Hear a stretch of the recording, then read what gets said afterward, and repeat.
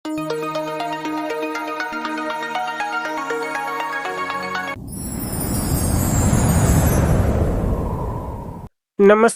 ગુજરાતના અધિકારી મિત્રો, આજે આપણે 25 ડિસેમ્બર 2025નું મોસ્ટ ઇમ્પોર્ટન્ટ કરંટ અફેર સાથે સાથે જીકે અને જીએસ વિશે ચર્ચા કરવાના છે. તો ખાસ કરીને ચેનલ ઉપર નવા હોય તો ચેનલને સબસ્ક્રાઈબ કરી લેવી, વિડીયો પસંદ આવે લાઈક કરવો અને તમારા મિત્રો સુધી અવશ્યથી શેર કરી દેવો. તો ચલીએ આજના ઇમ્પોર્ટન્ટ ક્લાસની આપણે શુભ શરૂઆત કરી દઈએ. તો 23 ડિસેમ્બરે રાષ્ટ્રીય ખેડૂત દિવસ 2025 ભારતના કયા વડાપ્રધાનની યાદમાં ઉજવવામાં આવે છે? તો ચૌધરી ચરણ સિંહ, જેઓ ભારતના 5મા વડાપ્રધાન હતા, એની યાદમાં ઉજવવામાં આવે છે. જોઈ લઈએ. ભારતના અર્થતંત્રના વિકાસ અને પ્રગતિમાં ખેડૂતોના અપ્રતિમ યોગદાન અને પ્રદર્શન કરવા માટે 23 ડિસેમ્બર રાષ્ટ્રીય ખેડૂત દિવસ 2025 ઉજવવામાં આવે છે. આ દિવસ કિસાન દિવસ તરીકે આપણે ઓળખીએ છીએ. કિસાન દિવસ 2025 ભારતના 5મા વડાપ્રધાન ચૌધરી ચરણ સિંહની જન્મ જયંતિ નિમિત્તે ઉજવવામાં આવે, જેમણે 1979થી 80 સુધી સેવા આપી હતી વડાપ્રધાન તરીકે. તેમણે પોતાના જીવનના મોટા ભાગનો સમય ખેડૂતોનો કલ્યાણ અને કૃષિ જે સુવિધા હતી એ વગેરે માટે સમર્પણ માટે કર્યું હતું. તેની જ યાદમાં દિલ્હીમાં કિસાન ઘાટ નામનું સ્મારક પણ આવેલું છે અને 2024માં એમને ભારત રત્ન પણ મળ્યો છે. તો ખાસ ઇમ્પોર્ટન્ટ દિવસ છે, આપણને યાદ રહેવું જોઈએ. 1 ડિસેમ્બરની વાત કરી લઈએ. એ આપણે વિશ્વ એઇડ દિવસ અને બીએસએફનો સ્થાપના દિવસ ઉજવ્યો હતો. 1 ડિસેમ્બરે નાગાલેન્ડનો સ્થાપના દિવસ હોય, જેને આપણે હોર્નબિલ ફેસ્ટિવલ તરીકે ઉજવ્યો હતો. 2 ડિસેમ્બર રાષ્ટ્રીય પ્રદૂષણ નિયંત્રણ દિવસ, ગુલામી નાબૂદીનો આંતરરાષ્ટ્રીય દિવસ અને વિશ્વ કમ્પ્યુટર સાક્ષરતા દિવસ. 3 ડિસેમ્બર આંતરરાષ્ટ્રીય વિકલાંગ દિવસ. 4 ડિસેમ્બર ભારતીય નૌકાદળનો દિવસ, આંતરરાષ્ટ્રીય સીતા દિવસ અને આંતરરાષ્ટ્રીય બેંક દિવસ. 5 ડિસેમ્બર વિશ્વ માટી દિવસ અને આંતરરાષ્ટ્રીય સ્વયંસેવક દિવસ. 7 ડિસેમ્બર સશસ્ત્ર દળોના ધ્વજનો દિવસ. 8 ડિસેમ્બર આંતરરાષ્ટ્રીય નાગરિક ઉડ્ડયન દિવસ. 9 ડિસેમ્બર આંતરરાષ્ટ્રીય ભ્રષ્ટાચાર વિરોધ દિવસ. 10 ડિસેમ્બર માનવ અધિકારનો દિવસ. 11 ડિસેમ્બર આંતરરાષ્ટ્રીય પર્વત દિવસ. 12 ડિસેમ્બર આંતરરાષ્ટ્રીય સાર્વત્રિક આરોગ્ય કવરેજ દિવસ અને આંતરરાષ્ટ્રીય તટસ્થતા દિવસ. 14 ડિસેમ્બર રાષ્ટ્રીય ઉર્જા સંરક્ષણ દિવસ. 16 ડિસેમ્બર વિજય દિવસ. 18 ડિસેમ્બરે આંતરરાષ્ટ્રીય સ્થળાંતર દિવસ અને લઘુમતીના અધિકારનો દિવસ ઉજવ્યો હતો. 20 ડિસેમ્બર આંતરરાષ્ટ્રીય માનવ એકતા દિવસ. 21 ડિસેમ્બર વિશ્વ ધ્યાન દિવસ અને વિશ્વ બાસ્કેટબોલ દિવસ ઉજવ્યો હતો. 23 ડિસેમ્બર રાષ્ટ્રીય ગણિત દિવસ આપણે મનાવ્યો હતો. તો યાદ રાખવા આ ડિસેમ્બર મહિનાના મોસ્ટ ઇમ્પોર્ટન્ટ દિવસો. ત્યારબાદ ગુજરાતના કયા જિલ્લામાં ભારતની પ્રથમ solar thermal air conditioner system સ્થાપિત થવાની છે? તો ગુજરાતના વડોદરામાં થવાની છે. મુનિર આશ્રમ આવેલો છે ને, ત્યાં આ સિસ્ટમ થવાની છે. તો ભારતની પ્રથમ solar thermal air conditioning system ગુજરાતના વડોદરામાં થશે. વિશ્વનું સૌથી મોટું સોલાર કોન્ટેન્સ બિગ ડિશ છે, જે આજે ગોરેજ સ્થિર મુનિ સેવા આશ્રમ ખાતે ઔપચારિક ઉદ્ઘાટન કરવામાં આવ્યું. આ પ્રોજેક્ટ ગુજરાતના આરોગ્ય સંભાળ ક્ષેત્રે ટકાઉ વિકાસ તરફ એક મોટું પગલું છે. રોટરી ક્લબ ઓફ બોમ્બે પિક્ચર્સના નાણાકીય સહાયથી સનરાઇઝ સીએસપી ઇન્ડિયા પ્રાઇવેટ લિમિટેડની તકનીકની કુશળતાથી આ વિકસાવવામાં આવ્યું હતું અને 45 વર્ષથી વધુ સમય મુનિ સેવા આશ્રમ આરોગ્ય, શિક્ષણ અને સામાજિક સેવાઓ પ્રદાન કરી રહ્યું છે. એટલે અહીંયા સ્થાપ્યું છે આપણને. તો ગોરેજ ખાતે આવેલું છે અને ગોરેજ વડોદરામાં આવેલું છે. તો આવા પોઈન્ટો પૂછાઈ શકે, યાદ રાખવા આપણને. તો કયા મિશન અંતર્ગત ભારતીય ભૂમિ પરનો LVM-3 દ્વારા લોન્ચ કરાયેલ સૌથી ભારે પેલોડ ધરાવતો ઉપગ્રહ બની ગયો છે? તો બ્લૂમબર્ગ બ્લોક 2 નામનો આ મિશન હતું અને એના જ અંતર્ગત ઉપગ્રહનું નામ યાદ છે, એ લોન્ચ કર્યો છે. તો ભારતીય અવકાશી સંશોધન સંગઠન એટલે કે ઇસરોના લોન્ચ વ્હીકલ માર્ક 3એ બુધવારે સવારે બ્લૂમબર્ગ બ્લોક 2 ઉપગ્રહ નિશી પૃથ્વીની ભ્રમણ કક્ષામાં સફળતાપૂર્વક સ્થાપિત કર્યો એટલે કે લોન્ચ કર્યો. આ મિશન સાથે જ ઇસરોએ સીમાસીન પૂર્ણ કર્યું, કારણ કે નિશે પૃથ્વીની ભ્રમણ કક્ષામાં સૌથી મોટો વાણિજ્યક સંચાર ઉપગ્રહ તૈનાત કર્યો છે. આવું કરવામાં બ્લૂમબર્ગ બ્લોક 2 ઉપગ્રહ ભારતની ભૂમિ પરનો LVM-3 દ્વારા લોન્ચ કરાયેલ સૌથી ભારે પેલોડ એટલે કે 6100 કિલોગ્રામનું આ વજનવાળો ઉપગ્રહ હતો, જે આપણે લોન્ચ કરી દીધો.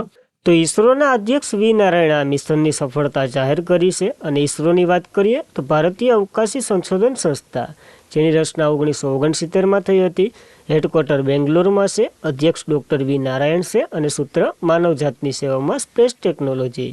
તો ખાસ આ મિશન વિશે યાદ રાખવું આપણને. ત્યારબાદ કઈ રાજ્ય સરકારે મહાત્મા ગાંધી સન્માન રાજ્ય રોજગાર ગેરંટી યોજના છે એનું નામ બદલી મહાત્મા શ્રી યોજના રાખ્યું? આપણને ખબર છે કેન્દ્ર સરકારે મનરેગા જે 2005માં શરૂ કરી હતી એનું નામ વિકસિત ભારત ઉપર રાખ્યું છે. આનાથી નારાજ થઈ ગયા પશ્ચિમ બંગાળના સીએમ મમતા બેનર્જી અને એને કીધું ઘણું બધું ભાષણ કર્યું છે તો એને નામ ચેન્જ કરી નાખ્યું. તેની વાત કરી લઈએ. પશ્ચિમ બંગાળ સરકારે મહાત્મા ગાંધીના સન્માનમાં રાજ્યની રોજગાર ગેરંટી યોજનાનું નામ બદલી મહાત્મા શ્રીના નામ પર રાખ્યું છે. કેન્દ્ર સરકાર દ્વારા મનરેગા એનું નામ મહાત્મા ગાંધી રાષ્ટ્રીય ગ્રામીણ કર્મચારી અધિનિયમ બહાર પાડ્યો અને વિકસિત ભારત ગેરંટી ફોર રોજગાર આજીવિકા મિશન એવું નામ રાખી દીધું. ટૂંકમાં કહીએ તો VBG રામજી બિલ પસાર કર્યું હતું અને આ બદલા પગલામાં પ્રતિભાવ પશ્ચિમ બંગાળ સરકારે તેમને કર્મશ્રી યોજના હતી એનું નામ મહાત્મા ગાંધી શ્રી યોજના એવું નામ રાખી દીધું. હવે આ એકચ્યુઅલી શું છે તો પશ્ચિમ બંગાળ સરકારને છે ને મનરેગા યોજનાનો 2000 આમ તો 22-23થી છે ને એને ફંડ મળવાનું બંધ કરી દીધું, કેન્દ્ર સરકારે બંધ કરી દીધું. એટલે પશ્ચિમ બંગાળ સરકારે કર્મશ્રી યોજના શરૂ કરી હતી અને એ કર્મશ્રીનું જ નામ મહાત્મા શ્રી રાખ્યું છે. તો મનરેગા જેવી જ છે. મુખ્યમંત્રી મમતા બેનર્જી 18 ડિસેમ્બર 2025ના રોજ મનરેગા બદલાતા કેન્દ્ર સરકારના પગલાંની ટીકા કરી અને કહ્યું સરકાર રાજ્યની ગ્રામીણ રોજગાર ગેરંટી યોજનાનું નામ રાષ્ટ્રપતિ ગાંધીજીના નામ પર રાખવાનું હોય. અને આ કાર્યક્રમ જે દિવસ 75 દિવસ હતા એને 100 દિવસ કરી દીધા. જ્યારે મનરેગા તો કે પહેલાં 100 દિવસ રોજગાર આપતી, હવે 125 દિવસ રોજગાર આપવાની છે. તો ખાસ એ પણ યાદ રાખવું. અને પશ્ચિમ બંગાળ સરકાર માર્ચ 2024માં કર્મશ્રી યોજના શરૂ કરી હતી તો એ પણ યાદ રાખવું. ત્યારબાદ કયા દેશે કાશીવાજી કારીવા ક્ષમતા ધરાવતો દ્રષ્ટિએ વિશ્વનો સૌથી મોટો પરમાણુ વીજ પાવર પ્લાન્ટ છે એને ફરીથી શરૂ કર્યો? તો જાપાનમાં આવેલો છે આ પાવર પ્લાન્ટ, એ ફરીથી શરૂ થયો. શા માટે બંધ કર્યો હતો? તો 2011માં સુનામી અને ભૂકંપના કારણે જાપાનના મોટાભાગના પરમાણુ રિએક્ટર બંધ થઈ ગયા હતા. એ પૈકી આ એક જ હતો અને આ ફરીથી શરૂ કરવા માટે તૈયાર છે. તો વિશ્વનો સૌથી મોટો પરમાણુ વીજ પ્લાન્ટ છે દ્રષ્ટિએ. તો ખાસ ઇમ્પોર્ટન્ટ બની રહ્યો છે. જાપાને લગભગ 2 દાયકા પછી કાશીવાજીકા કારીવા પરમાણુ વીજ પ્લાન્ટ ફરીથી શરૂ કરવાને મંજૂરી આપી. ફુકુશીમા પછી તેમને ઉર્જા નીતિનો મોટો ફેરફાર દર્શાવે છે. આનું સંચાલન ટોક્યો ઇલેક્ટ્રિક પાવર કંપની દ્વારા કરવામાં આવે છે, જે ફુકુશીમા પ્લાન્ટ પર સંચાલિત કરતી એક કંપની છે. અને આ 7 રિએક્ટર ધરાવે છે, દરિયા કિનારે આવેલો છે. એની ક્ષમતા 8.2 ગીગાવોલ્ટની છે. આ નિર્ણય અસ્થિર વૈશ્વિક બળતણ બજારોમાં જે ટોક્યો ઉર્જા સુરક્ષા, ખર્ચ નિયંત્રણ અને ડિકાર્બનિક પર નરેશથી જે ભારતી પ્રતિબિંબ કરે છે. તો ખાસ ઇમ્પોર્ટન્ટ ધરાવે છે. પ્રશ્ન તો આવી રીતના જ આવશે. આ કયા દેશનો પાવર પ્લાન્ટ છે જે સસ્તામાં છે? તો જાપાનનો છે. તો યાદ રાખવું. જાપાનની વાત કરી લઈએ. કેપિટલ ટોક્યો છે, ચલણ યેન છે અને PM સાને ત્રાઇવાનસી છે. તો એ પણ યાદ રાખવું આપણને. ત્યારબાદ હોપર્સી કોલ્સ ઇન્ડિયા મોહર બાસુ જે સલમાન ખાન પરનું પુસ્તક પ્રકાશિત કર્યું છે. તો હાપર કોલિન્સ પબ્લિકેશન ઇન્ડિયા એવોર્ડના વિજેતા પત્રકાર અને લેખક છે મોહન બાસુ. એના દ્વારા લખાયેલ Salman Khan per the Sultan of a Bollywood એવું પુસ્તક પ્રકાશિત થયું છે અને એના જન્મદિવસ નિમિત્તે. તો ખાલી પુસ્તક અને લેખક યાદ રાખવા, નકર આપણે બોલિવૂડમાં નથી જવું. ત્યારબાદ સ્વદેશથી એન્ટી સબમરીન સિસરા પાણીનું ત્રીજું જહાજ કયા નામે નૌકાદળમાં જોડાયું અથવા તો એડ કરવામાં આવ્યું? તો INS અજનદીપના નામે લોન્ચ થયું છે. આ ત્રીજું છે. તો પહેલું અર્નલા હતું, બીજું એન્થ્રોથ હતું અને ત્રીજું અજનદીપ નામે લોન્ચ થયું છે. જોઈ લઈએ આખો આર્ટિકલ. ભારતીય નૌકાદળે સોમવારે 8 એન્ટી સબમરીન વોરફેર સેલો વોટરક્રાફ્ટમાંનું ત્રીજું અજનદીપ મેળવ્યું, જે Calcutta guard ship publish and engineering દ્વારા નિર્માણ પામેલું છે અને ડિઝાઇન પણ એની જ છે. આ ડિલિવરી ચેન્નાઈ ખાતે થઈ, જે સંરક્ષણ જહાજ નિર્માણ આત્મનિર્ભરતા તરફ ભારતનું એક મહત્વપૂર્ણ પગલું ધરાવે છે. આવા ટોટલ આપણે છે ને 16 જહાજો બનાવવાના છે. એમાંથી 8 જહાજો કોલકાતા બનાવવાનું છે. એમાં પહેલું એને અર્નલાના નામે લોન્ચ કર્યું હતું, બીજું એન્ડ્રોટ અને ત્રીજું અજનદીપ એ હમણાં જ લોન્ચ થયું છે. જ્યારે બીજા 8ની વાત કરીએ તો કોશિન શિપયાર્ડ લિમિટેડ બનાવવાનું છે. એને જે પહેલું INS માહે લોન્ચ કરી દીધું હતું અને આ બધા જહાજો સોવિયત નિર્માણ જે અભય વર્ગના કોસ્ટરનું સ્થાન લેવાના છે, એટલે કે અભય વર્ગના જહાજો છે ને એનું સ્થાન લેવાના છે. અભય વર્ગના આપણે 1993માં એડ કર્યા હતા નૌકાદળમાં. હવે એ બહુ જૂના અને ટેકનિકોને બધી બહુ પાછળ છે, એટલા માટે આ નવી ટેકનિકો સાથે આપણે 16 એડ કરવાના છે. એમાં 8 આ બનાવશે, 8 આ બનાવશે, તો એ પણ યાદ રાખવું આપણને. ત્યારબાદ તાજેતરમાં જ કયા દેશે ફિફા આરબ કપ 2025 જીત્યો છે? તો મોરેકોએ જીત્યો છે. રનરઅપ જોર્ડન રહ્યું છે. તો ઇમ્પોર્ટન્ટ છે, ફૂટબોલ સાથે સંકળાયેલી મેચ છે. 2025 ફિફા આરબ કપ 11મી આવૃત્તિ કતાર પાછું ફર્યું, જેમાં મોરેકોએ શુક્રવારે લુસેન્ટ સ્ટેડિયમ ખાતે ટ્રોફી ઉપાડી. મોરેકોએ આ વધારા સમય પછી જોર્ડનને હરાવી અને આરબ ખિતાબ જીત્યો છે. આનું આયોજન ફિફા આરબ કપ દ્વારા થાય છે. આરબ દેશોમાં આંતરરાષ્ટ્રીય ફૂટબોલની સ્પર્ધા છે, જે દર 4 વર્ષે એકવાર યોજાય છે આરબ દેશો વચ્ચે. આનું આયોજન અંડરગ્રાઉન્ડ રીતે ફિફા કરે. 1904માં એની રચના થઈ હતી. મુખ્ય મથક જ્યુરિચ સ્વિટ્ઝરલેન્ડમાં છે અને પ્રમુખ જિયાની ઇન્ફેન્ટિનો છે. તો એ પણ યાદ રાખવું આપણે ઇમ્પોર્ટન્ટ બને.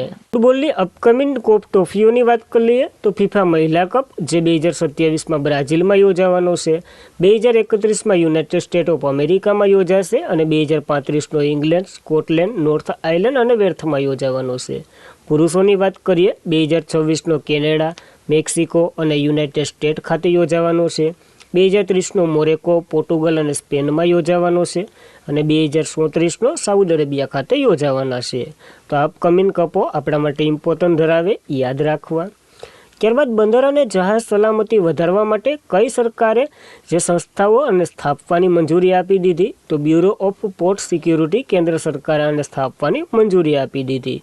જોઈ લઈએ આના વિશે. તો બંદર અને જહાજ સલામતી વધારવા માટે આપણે હમણાં જ જોયું હતું, એના માટે CIFની નિમણૂક કરી છે. એના જવાનો હવે આપણે બંદર અને જહાજો, પોર્ટ વગેરેની રક્ષણ કરશે. તો ભારતીય દરિયાઈ સુરક્ષા માળખાને મજબૂત બનાવવા એક મોટા પગલામાં કેન્દ્ર સરકાર બ્યુરો ઓફ પોર્ટ સિક્યુરિટીની સ્થાપના કરવાનો નિર્ણય લીધો છે. આ નવી સંસ્થા બહેતરીન સંકલિત ગુપ્ત માહિતી શેરિંગ અને જોખમો આધારિત સુરક્ષાનું આયોજન કરશે. બંદરો અને જહાજો પર સુરક્ષા વધારશે. જે મર્ચન્ટ શિપિંગ એક્ટ 2025નો જે હમણાં નવો લોન્ચ થયો હતો ને, એની કલમ 13 અંતર્ગત સલામતી કરશે. આ બંદર શિપિંગ અને જળમાર્ગ મંત્રાલય અંતર્ગત કામ કરશે. તો ઇમ્પોર્ટન્ટ થઈ રહ્યું છે અને CISFની વાત આપણે કરી ચૂક્યા છે, તો એ પણ યાદ રાખવું. ત્યારબાદ તાજેતરમાં જ કોને પ્રતિષ્ઠિત ફેસ સેવિલિયન્સ ડી ઓર્ડર ડેશ આર્ટ એન્ડ કેટ લેટસ એવોર્ડ મળ્યો છે? તો ફ્રાન્સ દ્વારા આપવામાં આવે છે અને રવિ ડીસીને મળ્યો છે, જે મલયાલમ પુસ્તકાલયના પ્રકાશકના એક હેડ છે. તો મલયાલમ પ્રકાશક રવિ ડીસી પ્રતિષ્ઠિત ફ્રેન્ચ સન્માન ખાલી જગ્યા નો યાદ રાખતા, ફ્રેન્ચનો છે એટલું યાદ રાખજો. આ પુરસ્કાર સાહિત્ય, પ્રકાશન અને આંતર સાંસ્કૃતિક વિનિમય, ખાસ કરીને ભારત અને ફ્રાન્સ વચ્ચે જે સંબંધો વધુ મજબૂત બને તેમના ઉત્કૃષ્ટ યોગદાનને માન્યતા આપવા માટે રવિ ડીસીને મળ્યો છે. અને રવિ ડીસી બુકના MD છે, જે ભારતની પ્રતિષ્ઠિત પ્રકાશિત કંપનીમાંની એક પુસ્તકાલય છે. તો યાદ રાખવું. જ્યારે આ એવોર્ડની વાત કરીએ, સેવિલિયન્સ ડી ઓડેસ આર્ટ એન્ડ લેટર્સની વાત કરી લઈએ. એક પ્રતિષ્ઠિત ફ્રેન્ચ નાગરિક પુરસ્કાર છે, જેની સ્થાપના 1957માં થઈ હતી. આ પુરસ્કાર ફ્રાન્સ અને વૈશ્વિક સ્તરે કલા, સાહિત્ય, સાંસ્કૃતિક પ્રમોશનના મહત્વપૂર્ણ યોગદાન બદલ વ્યક્તિઓને આપવામાં આવે છે. તો યાદ રાખવો, મહત્વનો એવોર્ડ છે. ત્યારબાદ જ્ઞાનપીઠ પુરસ્કાર વિજેતા વિનોદ કુમાર શુક્લાનું 88 વર્ષની વયે અવસાન થયું. હમણાં જ આપણે આનું કરંટ જોયા હતા કે પ્રખ્યાત કવિ લેખક 2024માં જ્ઞાનપીઠ પુરસ્કાર વિજેતા અને આપ્યો તો 2025માં વિનોદ કુમાર શુક્લાનું મંગળવારે અવસાન થઈ ગયું. ત્યાં રાયપુર ખાતે અવસાન થયું. 88 વર્ષના હતા. તાજેતરમાં જ 2024માં 59 નંબરનો એટલે કે 59મો જ્ઞાનપીઠ પુરસ્કાર એને મળ્યો હતો. આ પુરસ્કાર મેળવનાર તેઓ છત્તીસગઢના પ્રથમ સાહિત્યકાર હતા. તો એ પણ યાદ રાખવું. અને તેનો પહેલો કાવ્ય સંગ્રહાલય અભિજ્ઞાન જય હિન્દ હતું, જે 1971માં પ્રકાશિત થયો હતો. બીજા થોડાકની વાત કરીએ, તેમણે કેટલીક મહત્વપૂર્ણ નવલકથાઓ લખી છે, જેમ કે નોકર કી કમીજ, દીવાન મેં એ બારી હતી, જો તે ખીલી તો આપણે જઈશું વગેરે વગેરે હતી. તો એમનું અવસાન થઈ ગયું. તો મોસ્ટ ઇમ્પોર્ટન્ટ પ્રશ્ન બની રહ્યો છે, ખાસ યાદ રાખવા જેવો. અને આજના માટે એટલું જ હતું. ખાસ કરીને મિત્રો, બહુ મહેનત લાગે છે તમારા માટે કરીએ છીએ આવું બધી, તો ખાસ કરંટમાં બીજું કંઈ નહીં જોવું પડે, ચેલેન્જ ફેંકીને ગમ. કારણ કે ગયા વખતેનું પોલીસ કોન્સ્ટેબલ, PSI, તલાટી વગેરેના પેપરો જોઈ લેવા, GPSC ઉપાડ લેવી. કારણ કે આપણે એના વિશે તો ભણાવીએ જ છે. તો એ કોઈ પ્રશ્ન આની બહાર નહીં જાય એટલી સેલેસ સાથે 90.9% આમાં કવર થઈ જાય તમારું કરંટ અફેર. તો ખાસ આ 20 થી 25 મિનિટનો મોસ્ટ ઓફ વિડીયો હોય, કોઈ દી 20ની ઉપર તો નથી જો આપણે 20 ગણીએ તો એટલો ટાઈમ તમે કાયમી ન આપી શકો તો તમે શું કરવા નોકરી કરી શકો. તો ખાસ આ પ્રતિભાવ બહુ સારો આપજો અને કાલનું આપણે રિવિઝન કરી લઈએ. World Health Organization global summit 2025માં કોણે અશ્વગંધા નામનું સ્મારક ટપાલ ટિકિટ બહાર પાડી છે? તો નરેન્દ્ર મોદીએ બહાર પાડી હતી. આનું આયોજન નવી દિલ્હી ખાતે થઈ રહ્યું છે. બીજીનું, કઈ રાજ્ય સરકારે દેશની પ્રથમ રાજ્ય સ્તરીય વાઘ કોરિડોર વિકસાવી રહ્યું છે? તો મધ્યપ્રદેશ 5 ટાઈગર રિઝર્વને એક કરી રહ્યું છે. કોને હરાવી ઈસ્ટ બંગાળ એફસી સાફ મહિલા ક્લબનો ઉદ્ઘાટનનો ખિતાબ જીત્યો છે? તો આ કિંગને તો નેપાળને હરાવ્યો હતો અને ભારતે આવો પ્રથમ વખત આ ખિતાબ જીત્યો છે. સ્વામિત્ર યોજના અંતર્ગત કઈ સરકારે ગામડાઓની આબાદી દેહ વિસ્તારને ડ્રોનથી સર્વે કરશે? તો ગુપ્તા એટલે કે રેખા ગુપ્તાની સરકાર, દિલ્હીની સરકાર કરશે. અમેરિકા કયા દેશની મદદથી ISI વિરુદ્ધ ઓપરેશન હોક આઉટ સ્કાય શરૂ કરી રહ્યું છે? તો જોર્ડનની મદદથી કરી રહ્યું છે. જવાનોને માર્યા હતા એટલા માટે. ટર્નર પ્રાઇઝ 2025 જીતનાર પ્રથમ શિખાઉની અસમક્ષ ધરાવતા કલાકાર કોણ બન્યા? તો નેના કાલુ બન્યા છે. આ એવોર્ડ જીતનાર પ્રથમ છે. કઈ ખેલાડીએ 4000 T20 રન બનાવનાર પ્રથમ એશિયન ખેલાડી તરીકે રેકોર્ડ બનાવ્યો છે? તો સ્મૃતિ મંધાનાએ આ રેકોર્ડ બનાવ્યો છે અને દુનિયાની બીજી ખેલાડી બન્યા છે. આ ઇન્ડો પેસેફિક લોજિસ્ટિક નેટવર્ક હેઠળ પ્રથમ ક્વાડ ફિલ્ડ ટ્રેનિંગ એક્સરસાઇઝ કઈ બની છે? તો ગુવાનમાં યોજાઈ છે. ક્વાડ દેશો વચ્ચે આ એક્સરસાઇઝ યોજાઈ છે, તો યાદ રાખવું. અંડર 19 એશિયન કપ ફાઇનલ 2025માં કયા દેશે ભારતને 191 રનથી હરાવી ટાઇટલ જીત્યું છે? તો પાકિસ્તાન. મારો દીકરો ઇન્ને જીત્યું છે, તો યાદ રાખવું. આ ઇમ્પોર્ટન્ટ કરંટ અફેર. અને આજના માટે એટલું જ હતું. ખાસ કરીને મિત્રો બહુ મહેનત થાય છે, તો તમારું સબસ્ક્રાઇબ કરવામાં કંઈ નહીં વયું જાય. જો પૈસા કપાય તો મને કહી દેજો, હું પેટીએમ કરી દઈ. તો બીજું તો શું કહેવાય. અને ટેલિગ્રામમાં જોઈન્ટ થઈ જવું. ડેલીની PDF સ્ટડી મટીરિયલ વગેરે મૂકતા જ રહીએ છીએ. તો આજના માટે એટલું જ હતું. જય હિન્દ, જય ભારત.